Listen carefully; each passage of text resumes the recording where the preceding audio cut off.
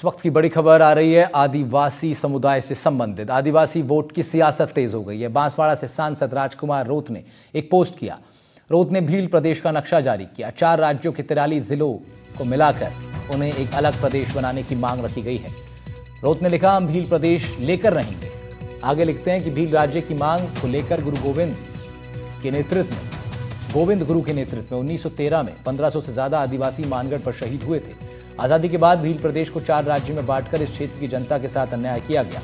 गोविंद गुरु के नेतृत्व में शहीद हुए 1500 से ज्यादा शहीदों के सम्मान में भील प्रदेश राज्य उनको बनाना है, ये उनका कहना है। अब सवाल है कि क्या भील वोट बैंक के लिए राजकुमार रोत सियासत कर रहे हैं? रोत क्या पार्टी के लिए सियासी जमीन मजबूत करने में लगे हैं? एक अलग राज्य की मांग से हासिल क्या होगा? आदिवासी वोट बैंक में बिखराव चाहते हैं क्या रोत? ये तमाम सियासी सवाल हैं जिनके जवाब देने के लिए राजकुमार रोत हमारे साथ जुड़ सकते हैं और जब वो जुड़ेंगे तो उनसे जवाब लेंगे इन तमाम सवालों का। लेकिन जानकारी के लिहाज से, खबर के लिहाज से आपको बता दें कि बांसवाड़ा से सांसद बीएपी के प्रमुख नेता राजकुमार रोत ने आज एक्स पर अपने विचार इस चीज़ को लेकर के साफ कर दिए हैं और उनकी पार्टी पहले भी भील प्रदेश की मांग करती रही है। ये नक्शा देखिए, ये नक्शा सामने आया है जो उन्होंने खुद अपने सोशल मीडिया प्लेटफॉर्म पर इसको पोस्ट किया।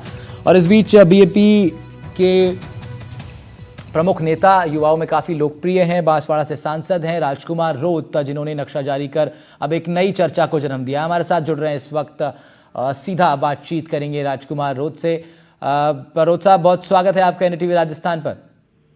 Thank you. रोत साहब, क्या कुछ आज मन में औचक आया या फिर पहले से एक प्लानिंग चल रही है, एक स्ट्रैटेजी है जिसके तहत अब इस मुद्दे को एक चर्चा का केंद्र बनाया जा रहा है? बिल्कुल।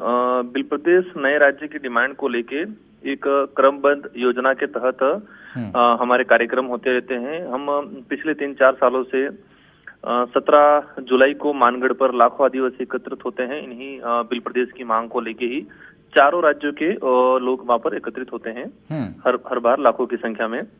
इसी के तहत आज पूरे भील प्रदेश क्षेत्र के अंदर जो वर्तमान राजस्थान, मध्य प्रदेश, गुजरात, महाराष्ट्र, सारे जिला मुख्यालय और ब्लॉक मुख्यालयों पे 100 से 150 के आसपास ब्लॉक ज्ञापन कार्यक्रम हुए हैं आज। और इसी के तहत मेरा पोस्ट था। ये एक बात समझनी पड़ेगी, ये डिमांड न मेरे अकेले की है, न भारत आदिवासी पार्टी अकेले की है। इस डिमांड को इसका ऐतिहासिक पृष्ठभूमि जो रहा है 1913 में, जो बड़ा अगर माना जाए 1913 में मानगढ़ जो हत्याकांड हुआ गोविंद गुरु महाराज के नेतृत्व में, उस समय से अंग्रेजी शासन व्यवस्था की समय से ही अलग प्रांत की, अलग राज्य की डिमांड चल रही थी और उसी लड़ाई में 1500 से अधिक आदिवासी शहीद हुए थे। वर्तमान समय के अंदर जिस तरह से वर्तमान राज्य की सरकारें हैं, उन्होंने नजरअंदाज किया आदिवासी बाहुल्य क्षेत्र के अंदर। सरकारें दिल से स्वीकार करे नहीं करे, लेकिन सरकार का आंकड़ा स्वीकार करता है कि ये इलाका बिल्कुल हर क्षेत्र में पिछड़ा है। और इसी वजह से कि राजधानी से दूर रहे और सरकार ने इस इलाके को, आदिवासी बाहुल्य क्षेत्र को नजरअंदाज किया। तो आप ये भी कह रहे हैं राजकुमार कि 1913 में जिस विषय को लेकर आंदोलन हुआ था वो मुद्दा आज भी आपका मानना है और आपके तर्क है कि वो आज भी उतना ही प्रासंगिक है? बिल्कुल। जो जिस अंग्रेजों से लड़के 1500 आदिवासी शहीद हुए, नए राज्य अपने खुद की स्वायत्तता प्राप्त करने को लेके सरकारों को तत्कालीन जो थी आजादी के बाद उनको ही उस समय ये राज्य बना देना चाहिए था, लेकिन नहीं बनाया। लेकिन आज लोगों में जैसे तैसे जागरूकता आई, इतिहास को समझने लगे और वर्तमान जरूरतों को समझने लगे। लेकिन कुछ आरोप भी लग रहे हैं सियासी, क्योंकि ये मुद्दा है इसलिए कुछ सियासी आरोप भी हैं। कहा जा रहा है आप आदिवासी वोट बैंक में बिखराव चाहते हैं। देखो, कुछ लोग कोई कुछ भी कहे, लेकिन ये मैंने पहले ही कहा कि ये डिमांड मेरे अकेले है, फिर सिर्फ हमारी पार्टी की नहीं है। इस डिमांड को कांग्रेस, बीजेपी के भी बड़े बड़े लीडर समय समय पे इसको उठाते रहे हैं, लेकिन जो उठाता है उसको दूसरी बार टिकट नहीं दिया जाता है। इससे समझना है कि राष्ट्रीय पार्टियां कहीं न कहीं आदिवासी विरोधी कार्य कर रही है। राजकुमार, एक अलग राज्य की मांग से बुनियादी रूप से जनता इस नक्शे क्षेत्र में जो आएगी उनको दरअसल क्या हासिल होगा? क्या आप ये आसान भाषा में समझाएंगे?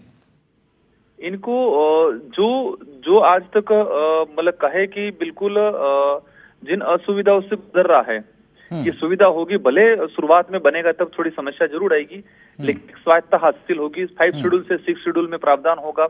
और जिस तरह से आज रिजर्वेशन के साथ कुठाराघात हो रहा है, लैंड के साथ सरकारी परियोजना लगा के जबरदस्ती आदिवासियों की जमीनें हड़पी जा रही है, आदिवासियों की जल जंगल जमीन की जो लड़ाई है, और जो संविधान के जो आर्टिकल हैं जो ग्राउंड पे लागू वर्तमान सरकारें नहीं कर रही है। जिस तरह से यहाँ भूखमरी, जहाँ पर कुपोषण, अति कुपोषण, इन सारी चीजें जो बढ़ रही है तेजी से, बेरोजगारी बढ़ रही है, अगर ये प्रदेश जो जिसकी अभी आप कल्पना कर रहे हैं, अगर ये जमीनी हकीकत बनता है तो इस प्रदेश में आपकी राजनीतिक चुनौतियां क्या रहेंगी फिर? देखो, हम राजनीतिक फायदे के लिए इस प्रदेश की डिमांड नहीं करेंगे और न ही राजनीतिक फायदा देखेंगे भविष्य में। यही की क्षेत्र की जो भावना है, हमारा ऐतिहासिक जो पृष्ठभूमि रहा है, इन शहीदों के सम्मान में बनना जरूरी है।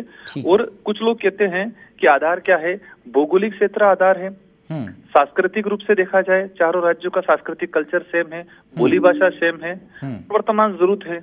तो सरकार अगर आदिवासी हितैषी है तो राज्य बनाना चाहिए।